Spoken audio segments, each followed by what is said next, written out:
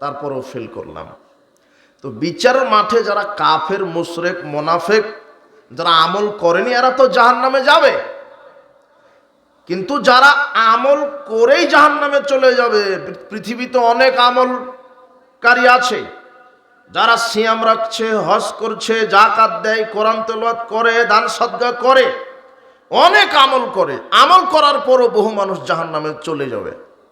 এমনও রাসূল সাল্লাল্লাহু আলাইহি ওয়াসাল্লাম বলছেন পৃথিবীতে এমনও সালাত, সিয়াম, হজ, যাকাতকারী আছে এরা খুব বেশি পরহেজগারিতা দেখাবে, এরা বেশি সালাত আদায় করবে, বেশি সিয়াম পালন করবে, কিন্তু রাসূল সাল্লাল্লাহু আলাইহি ওয়াসাল্লাম তাদেরকে মুসলমানই মনে করেননি। দেখেন হাদিসটা শুনে, আবু সাঈদ খুদরি রাদিয়াল্লাহু আনহু বলছেন রাসূল সাল্লাল্লাহু আলাইহি ওয়াসাল্লাম বলেছেন, ইয়াখরুজু ফিকুম কওমুন, অচিরেই তোমাদের উপর একটা জাতি বের হবে, তাহকিরুনা সলাতাকুম মা সলাতিহিম, তাদের সালাতের তুলনায় তোমাদের সালাতকে অল্প, তুচ্ছ, নগণ্য মনে করবে। ও সিয়ামাকুম মা সিয়ামিহিম, তাদের সিয়ামের তুলনায় তোমাদের সিয়ামকে তারা তুচ্ছ মনে করবে। ও আমালাকুম মা আমালিহিম, তাদের আমলের তুলনায় তোমাদের আমলকে তারা তুচ্ছ মনে করবে। ইয়াকরাউনাল কোরআন, তারা কোরআন তেলাওয়াত করবে, এত বেশি কোরআন খতম দিবে, খতমের প্রতিযোগিতা করবে, কোরআন তেলাওয়াত করবে, তারা সালাত আদায় করবে, সিয়াম পালন করবে, হজ করবে, আমলের দিকে অনেক পরহেজগারিতা দেখাবে। লা ইউজাইজু হানাজিরাহুম, কিন্তু তাদের কোরআন তেলাওয়াত, তাদের সালাত, সিয়াম কণ্ঠের নিচে নামবে না। ইয়ামরুকুনা মিনাদ দ্বীন, তারা ইসলাম থেকে বের হয়ে যাবে। কামা ইয়ামরুকুস সাহমু মিনার রামিয়া, যেভাবে ধনুক থেকে তীর বের হয়ে যায়, ধনুক থেকে তীর যেভাবে বের হয়ে যায়, এক শ্রেণীর সালাত, সিয়াম, হজ, যাকাতকারী মানুষ ইসলাম থেকে বের হয়ে যাবে। হিন্দু, ইহুদি যেমন এরাও তেমন, এ কথা মুহাম্মদ সাল্লাল্লাহু আলাইহি ওয়াসাল্লাম বলেছেন। তাহলে ঘটনা কি? কোন ব্যক্তিটা সালাত, সিয়াম, হজ, যাকাত আদায় করার পরও মুসলমান না, তাহলে তার আকীদাতে সমস্যা আছে, এই কারণে তার ভিতরে শিরকি আকীদা আছে, বড় শিরকি আকীদা আছে, এই কারণে সে মুসলিম না। আচ্ছা, এটা থাক।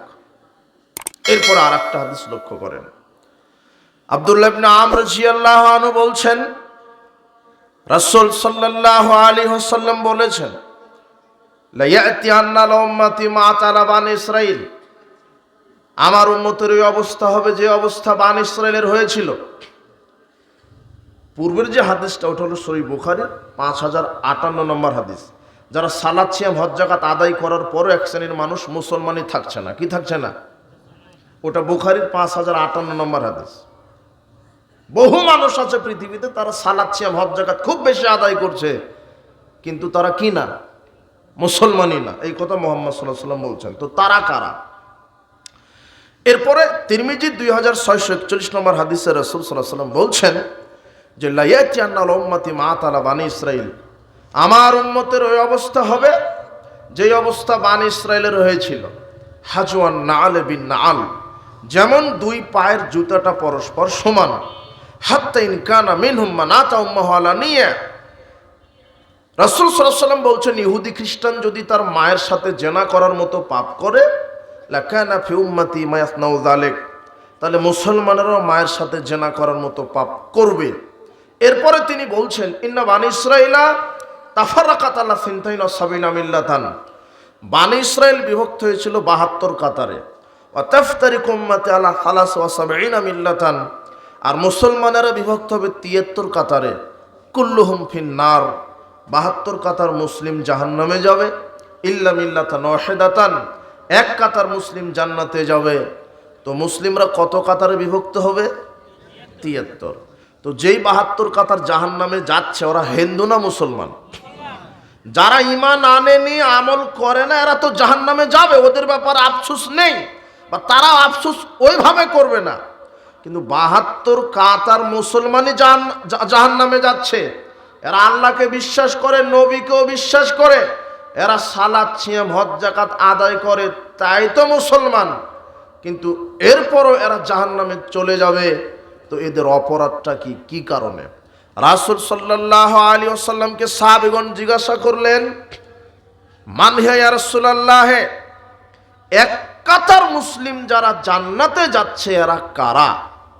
তখন তিনি উত্তরে বললেন, মা আনা আলাইহি ওয়াসহাবি, আমি এবং আমার সাহাবী যার উপরে আছি তার উপরে যারা থেকে জীবনকে বাস্তবায়ন করবে, অর্থাৎ যারা কোরআন এবং হাদিসের উপরে থেকে জীবনকে বাস্তবায়ন করবে, সমাজনীতি, অর্থনীতি, রাজনীতি, শিক্ষানীতি, আপনার সলাত, সিয়াম, হজ, যাকাত, তাসবিহ, তাহলিল, কোরআন তেলাওয়াত, দান, সদকা যা কিছু আছে, যারা বৈষয়িক জীবনেও কোরআন হাদিস মানে, ধর্মীয় জীবনেও, ইসলামী জীবনেও কোরআন হাদিস মানে, সার্বিক জীবনে যারা কোরআন এবং হাদিসকে সনিষ্ঠভাবে অনুসরণ করবে, মুহাম্মদ সাল্লাল্লাহু আলাইহি ওয়াসাল্লাম বলছেন তারাই বিচারের মাঠে সরাসরি জান্নাতে চলে যাবে।